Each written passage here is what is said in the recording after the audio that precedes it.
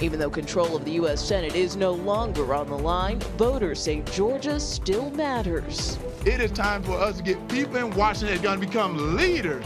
This race is about competence and character, and on both of those fronts, my opponent falls woefully short. These signed and sealed documents now constitute the official canvass and results of the November 8th, 2022 general election. Former President Donald Trump calls for the partial suspension of the U.S. Constitution. I certainly don't endorse that language or that sentiment. We need all voices to speak out against this attack, and that's what it is, an attack on our democracy. Another Trump controversy. Welcome to Red and Blue. I'm Caitlin Huey-Burns in Washington. Thanks for joining us. We begin tonight with just one day until Election Day in Florida. Early voter turnout in the key Senate runoff between Democratic Senator Raphael Warnock and his GOP challenger Herschel Walker has shattered records. More than 1.7 million Georgians have already voted early, and both candidates are hitting the campaign trail today to drum up any last-minute support. So for more on this, let's bring in Finn Gomez and Aaron Navarro, who join us now. Finn is CBS News political director here with me on set, and Aaron is in Atlanta, Georgia. He's CBS News politics reporter. Aaron, I want to start with you since you are on the ground there. Can you kind of give us a sense of what things feel like in this last campaign of 2022? Does it feel like either candidate has an advantage here? So both campaigns have definitely been ramping up the amount of events that they've been doing. In terms of what campaign maybe has the advantage, it's tough to say. Most voters we talk to say this race is going to be close. Every time we ask Senator Warnock that question, he says it's going to be close. He's expecting it to be close. But both campaigns have also brought in a lot of surrogates in these closing days. Senator Warnock brought in President Obama on Thursday. Maxwell Frost appeared with him earlier today. And Senator John Ossoff, his fellow Georgia senator, has been with him since Saturday. My colleague Nicole Killian actually talked to him this morning about this race and the implications. Take a listen. Why does Georgia still matter? Well, look, Georgia is everything to me. Georgia is the most important obligation that I have, serving this state. And putting aside even the national balance of power, national politics, it matters deeply to me and to every Georgian who represents us for the next 6 years in the U.S. Senate. And the contrast between Senator Warnock and his opponent in character, in competence, in integrity is as vast as I've ever seen. On the Republican side, Herschel Walker has brought in 3 Republican senators since this weekend, Tim Scott, Rick Scott, and John Kennedy of Louisiana, and they both all made the plea that they need Herschel Walker in the Senate to hold the line against the Biden administration. And Finn, you heard Senator Ossoff there talk about how Georgia is important to him, but kind of take a step back and look at the importance nationally. Why does this race matter if control of the Senate isn't on the line anymore? Well, for a couple of reasons. One is that it helps Democrats if they win with navigating legislation through the Senate. It helps with committee assignments, essentially because it gives them a majority in committee. So it's easier to subpoena to get information, legislation out, and of course.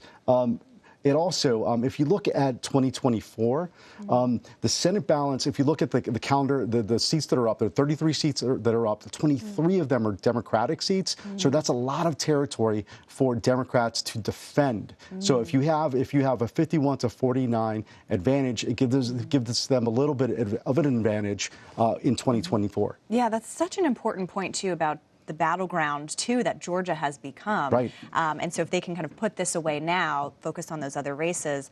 Aaron, back to you on the ground there. When you're hearing from the campaigns, are they talking about some of these dynamics that Finn just laid out? How are they talking about what the stakes are in this election?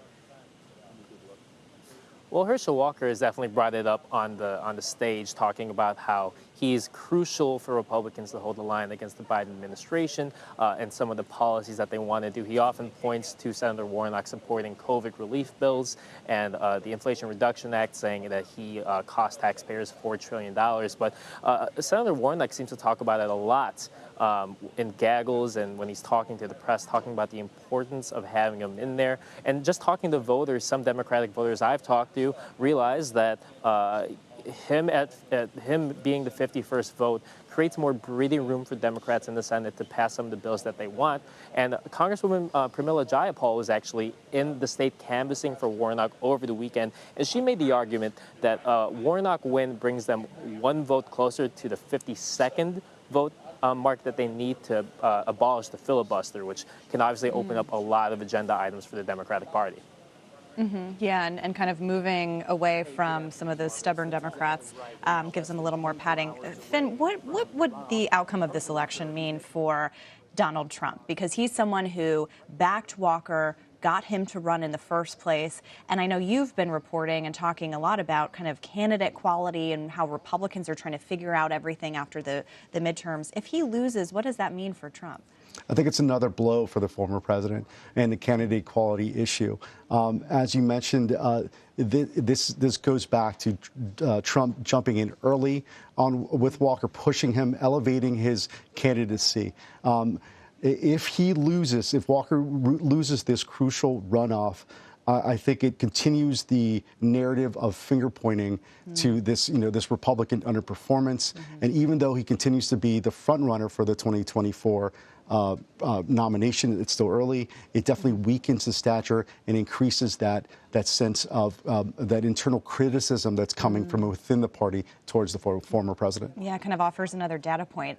Speaking of 2024, Democrats, let's switch over to Democrats. Yeah. They're going to have a totally different nominating process. Tell us a little bit about what the DNC discovered, and is everybody on board?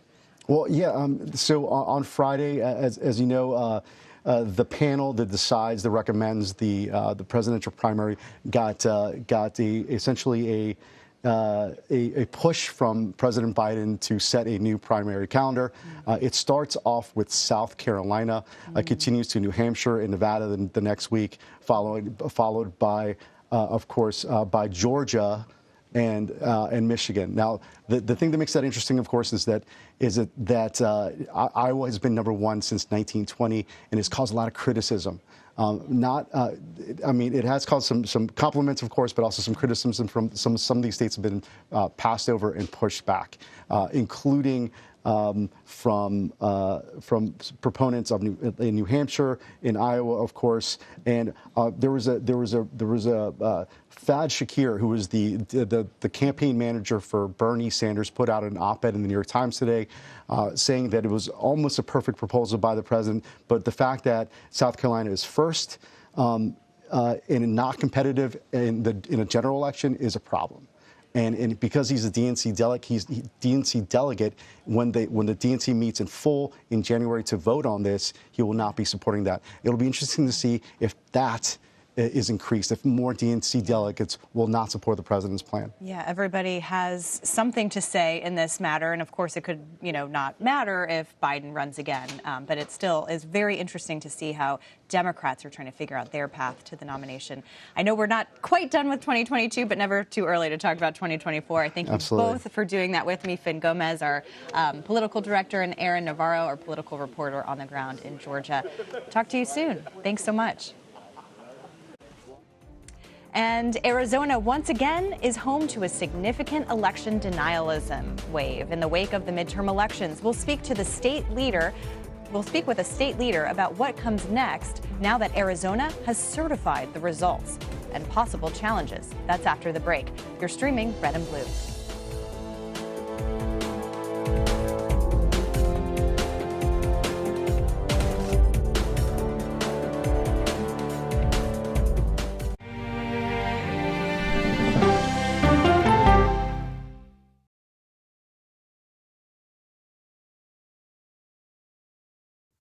an original CBS Reports documentary. Yoga and wellness has become a place of anti-science. Online clickbait. The algorithms feed you content based upon your own fantasy. Potentially at my peril. There's no question about it. Spreading digital disinformation. Their entire yoga studio and spiritual community got so embedded in all of the QAnon stuff that it became this sick place. Why pro-health people are fertile ground for anti-science messages. We can just go into the whole mask thing. A lot of us just believe that's symbolism for silencing people. People are locked in this mindset. They've been taught to accept what the medical doctors say. No longer are you going to be willing to take any medical advice. It's a big problem that we urgently need to address. An original CBS Reports documentary streaming now.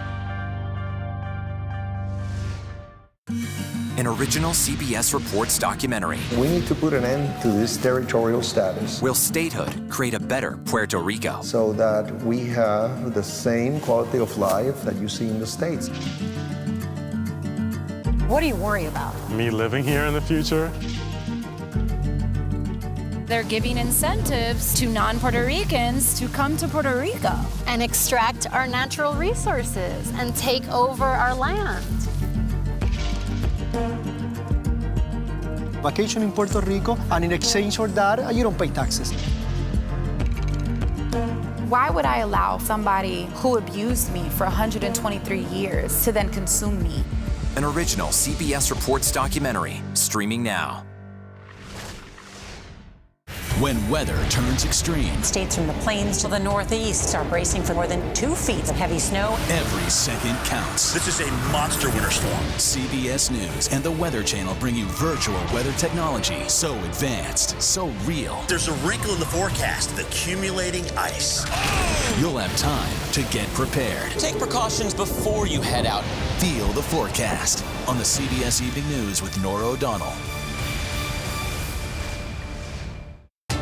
People from every corner of America facing challenges. Everyone is just looking for some type of connection. Just raise your hand and say, hey, I'd like to help. Coming together to find solutions. We are going to do something about it. Their stories are our stories. Welcome to Eye on America. Stream now on the free CBS News app.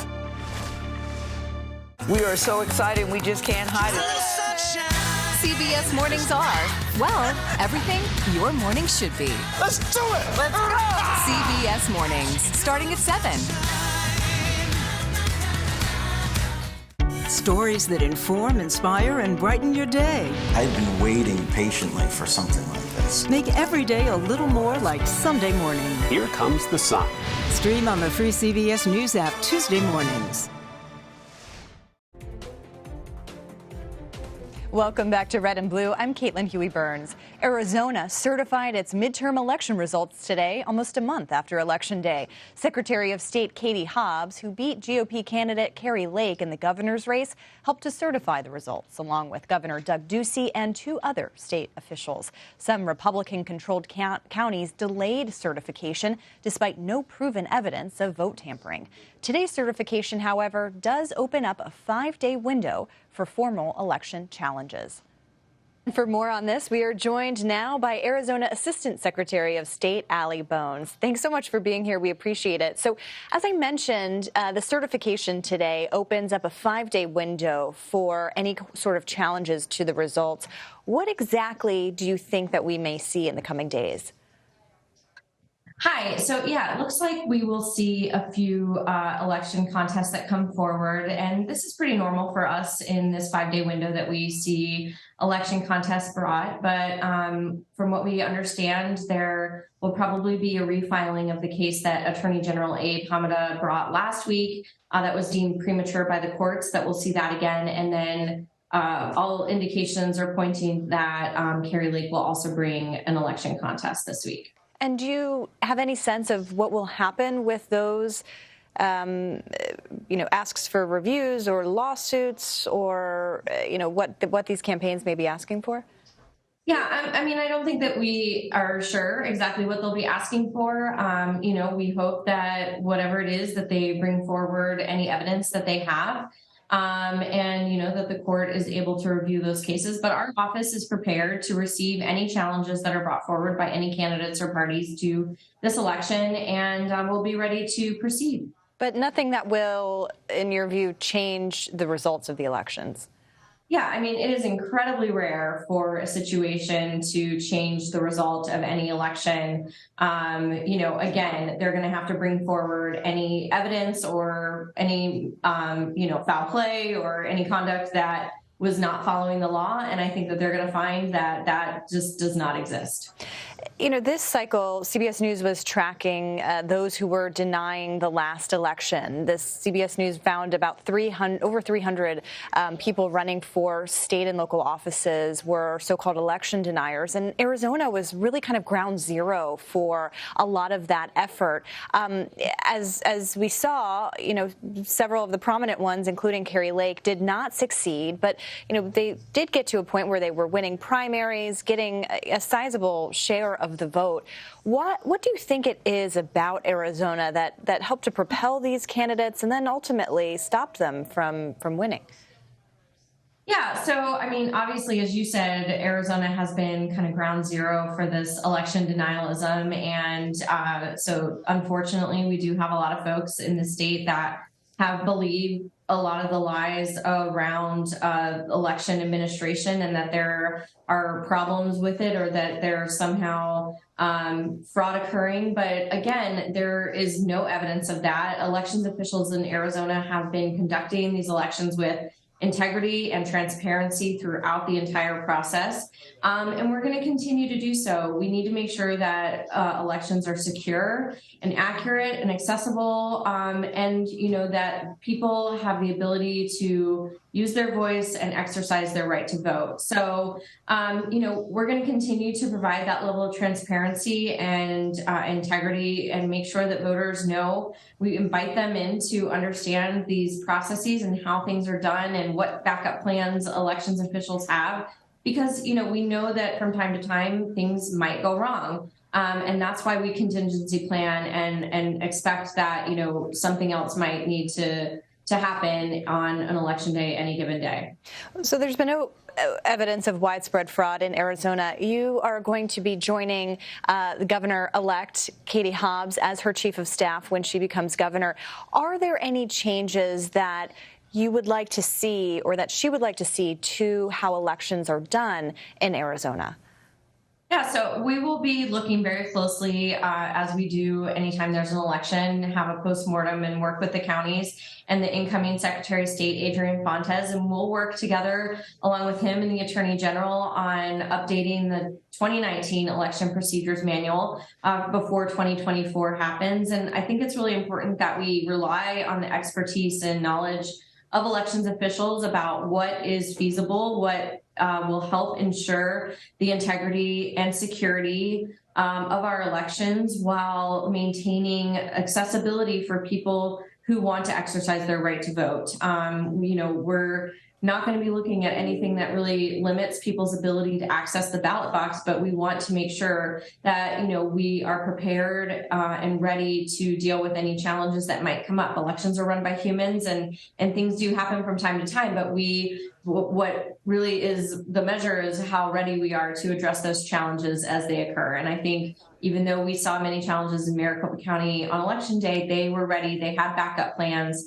It's really upon us as elections officials to make sure that the voter knows what those options are and that they trust the elections officials to do their jobs. And another dynamic, an unfortunate dynamic that we've been seeing throughout this past election cycle is this idea that election workers are being threatened and still are coming under threat. I'm curious if you think that the way in which a lot of these election deniers lost in Arizona might put that to rest, or do you anticipate these threats continuing? Yeah, unfortunately, we are continuing to see a lot of heated rhetoric in these days around the certification of the elections that I think that we will continue to see for some time. But I also think that it's important that people who have the opportunity to kind of tamp down that rhetoric need to take need to really take that opportunity to do so. And really, I think that it's incumbent upon other officials, particularly the courts, to hold accountable those actors who would continue to perpetuate misinformation and disinformation that is leading to a lot of these attacks and threats. So I'm hopeful that over time that we can see some of these things abate, but as from what we're seeing right now, I think it's going to take some more time. All right, Arizona's Assistant Secretary of State, Allie Bones, thank you so much for your time. Well, thank you. Former President Trump calls for the termination of parts of the Constitution. Up next, we're diving into responses from both sides of the aisle amid the fallout. You're streaming Red and Blue, reporting across the political divide.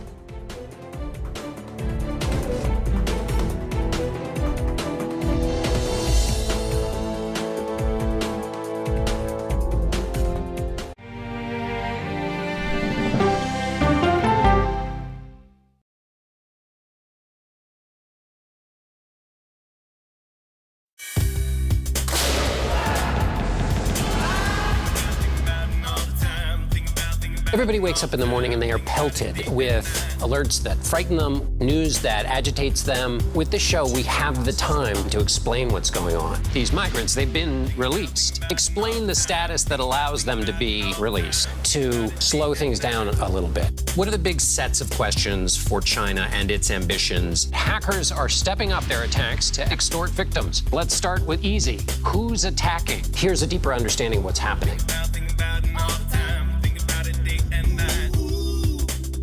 Prime Time with John Dickerson. Stream on the free CBS News app. An original documentary from CBS reports tensions rising between a powerful country and a vital island. The supply of this technology came grinding to a halt. The world would grind to a halt. Absolutely. As Taiwan faces threats and aggression, Taiwan is on the front line, and we understand our responsibility as a democracy. We cannot fall.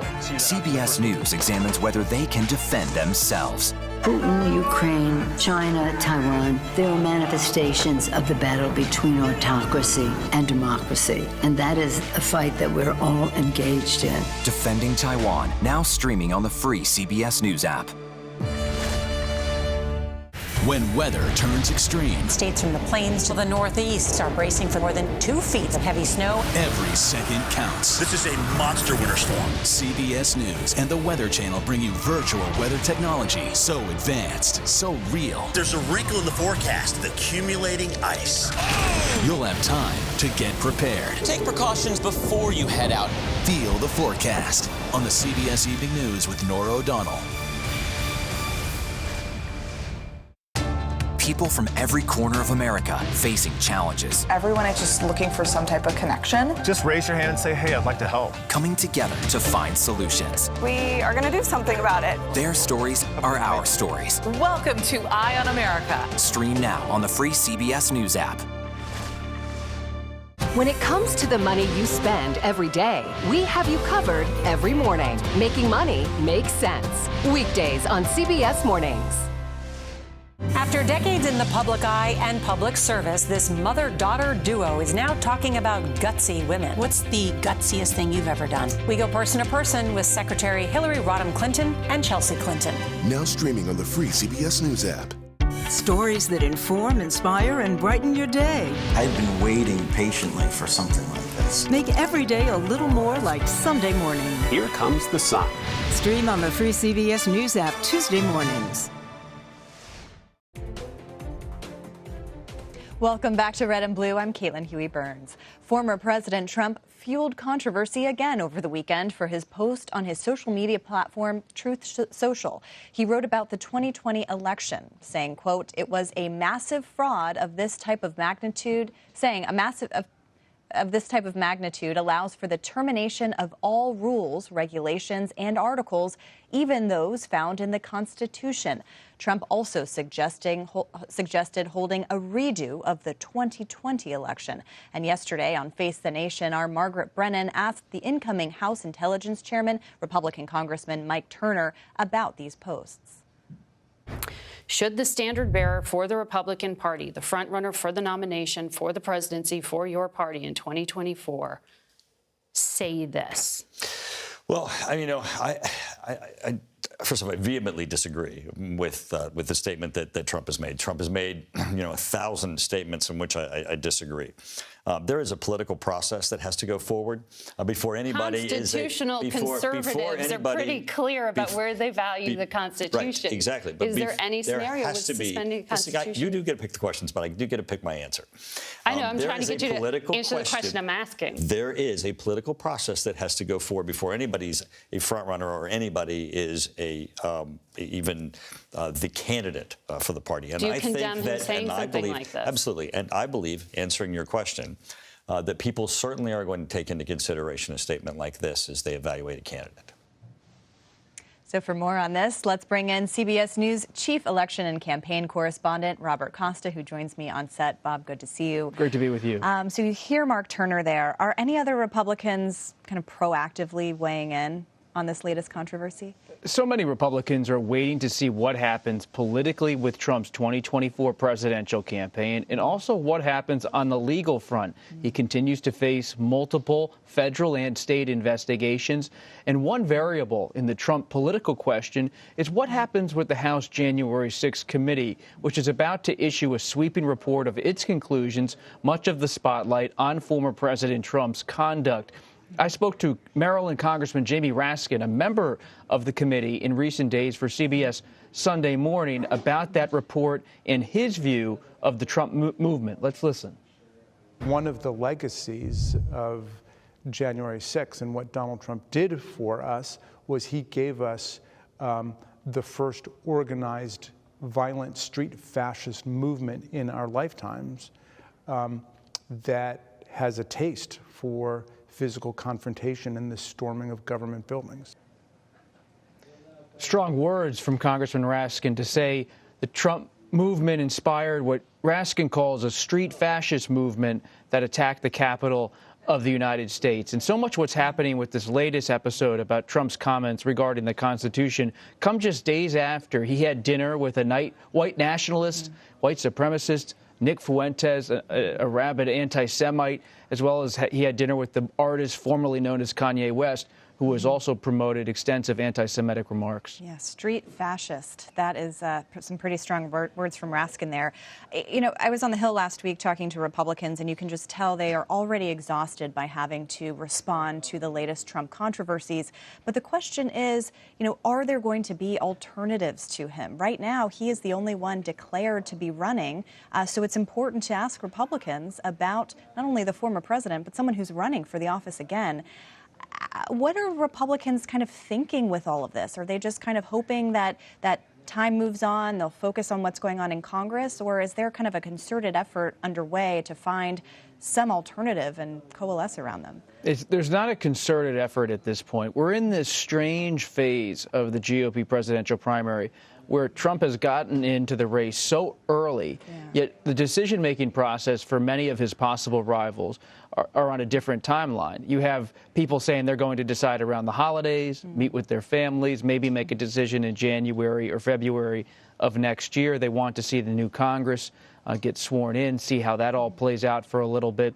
A lot of people want to wait to the first quarter of next year so they don't have to announce a fundraising point too early in the process, especially if they're not raising a lot of money.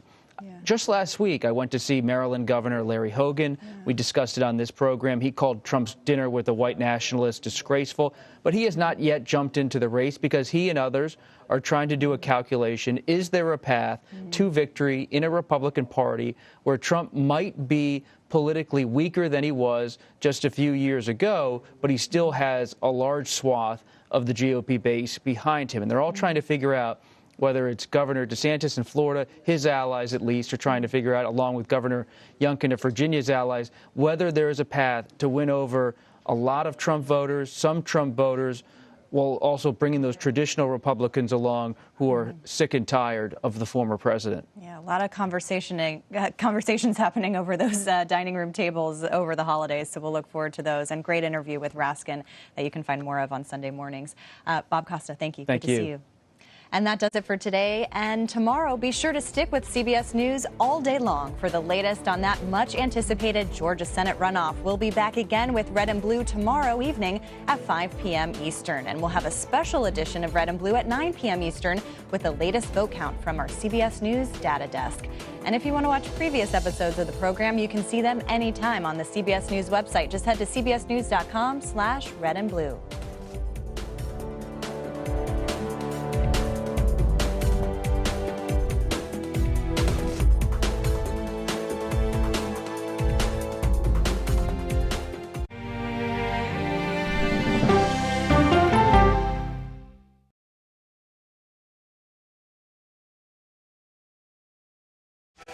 An original CBS Reports documentary. When folks on the right talk about socialism, it's a boogeyman.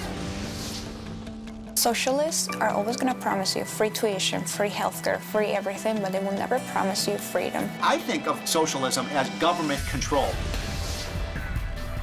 Wealth is too concentrated at the top right now. Providing for people the things that they need is actually the world that we were supposed to live in. Socialism didn't work in Cuba, North Korea, the Soviet Union. Capitalism is the bedrock of the American dream. My daughter's one of 40,000 people a year dying from lack of health care in this country. What kind of country